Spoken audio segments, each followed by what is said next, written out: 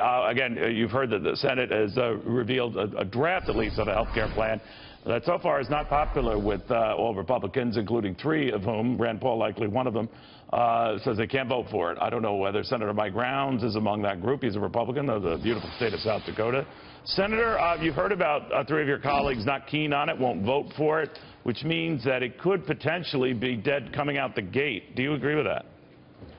Well, I've taken a look at it in terms of what it means to South Dakota, and I like the beginnings of it.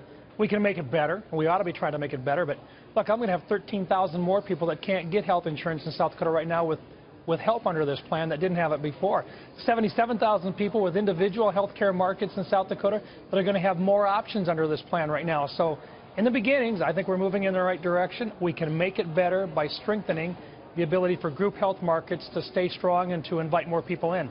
The tax credits that we make available to individual health care markets, it's not available under Obamacare. I think we strengthen our plan if we can make it available to individual dependents who would then be able to buy group health insurance as well. So I think we can make it better, but I think we're moving in the right direction. Yeah, you know, whatever allowances you make to one, obviously, Senator, it ticks off someone else. So efforts to accommodate moderates, you know, then conservatives get upset. I think it's the conservatives in the House who you know, sort of winced at President Trump calling their effort mean.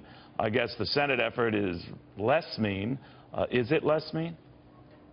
Yes, it is. And in fact, we've done the best we can to transition through out of Obamacare. And I call it an Obamacare hangover that we've got right now. There is a cost in eliminating Obamacare over a period of time. But if we don't offer help to individuals who are suffering through what Obamacare has placed on them, then they'd have to bear the brunt of those high premiums themselves. If we don't do anything, next year in South Dakota, the premiums are going to go up by 40% in the individual market. That is not sustainable. They've gone up 124% since 2013 already. So we've got to do something, and in this particular case, offering more people the opportunity to buy insurance and actually beginning the process of reducing the cost of insurance by reducing those taxes that get passed on to those consumers. That's a step in the right direction.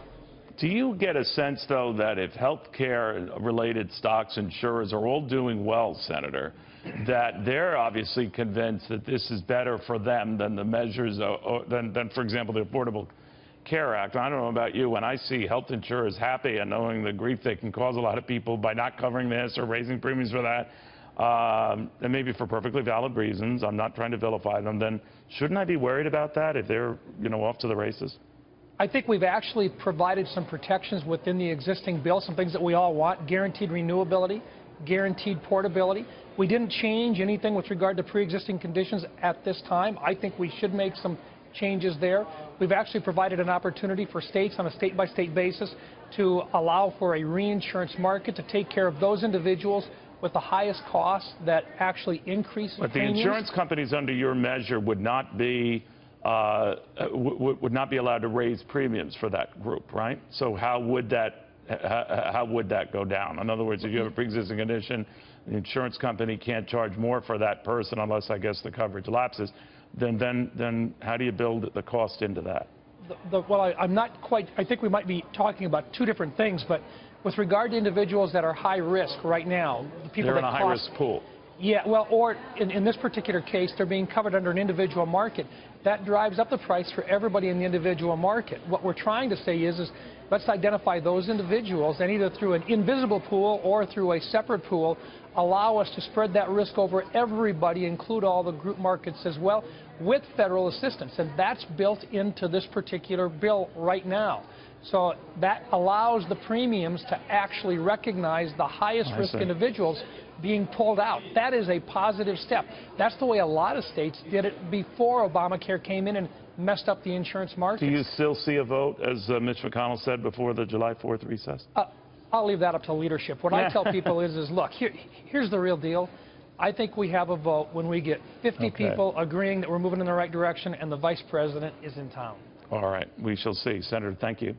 Thank you.